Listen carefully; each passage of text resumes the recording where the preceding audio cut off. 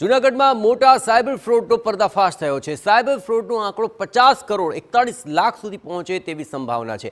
જૂનાગઢમાંથી એક મહિલા સહિત 8 આરોપી આ મામલે ઝડપાયા છે। કમિશનની લાલચ આપી લોકોના બેંક ખાતાનો તેઓ ઉપયોગ કરતા હતા। અહીં સાયબર ફ્રોડની રકમ લોકોના ખાતામાં જમા લેતા હતા આ તમામ આરોપીઓ અને ત્યારબાદ તે રકમ અન્ય શહેરોમાં આંગણિયા મારફતે મોકલતા હતા। કમિશનની લાલચ આપી 200 ખાતાઓનો અહીં ઉપયોગ કરાતો હોવાની વિગતો ખુલી છે। જૂનાગઢ અને આસપાસના જિલ્લામાં ગેંગ સક્રિય થઈ હતી અને પોરબંદર, ગીર સોમનાથ અને રાજકોટના લોકોને શિકાર બનાવ્યા હતા।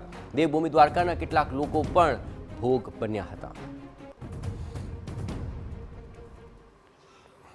ખાતાઓ આખા ભારતમાં જ્યાં જ્યાં સાયબર ક્રાઇમની કમ્પ્લેન થઈ છે એ લગભગ 50 કરોડ કરતાં પણ વધારે રકમની ફ્રોડ થયેલું છે અને એ પૈકી ઘણી બધી રકમ આજે 42 ખાતાઓ છે જૂનાગઢ અને આજુબાજુના જિલ્લાઓમાં એમાં આવેલી છે।